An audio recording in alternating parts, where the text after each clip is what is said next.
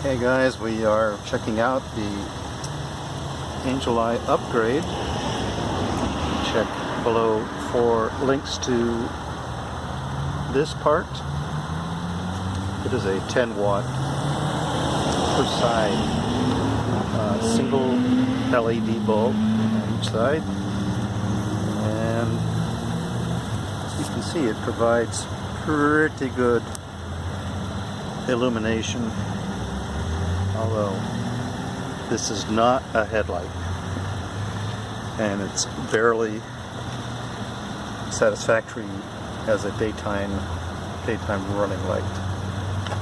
But on this E63 650i BMW 2006, so it's not the LCI, and it only has the LM1 light module, so this will require coating and an LM2 module to make these work as daytime or running lights.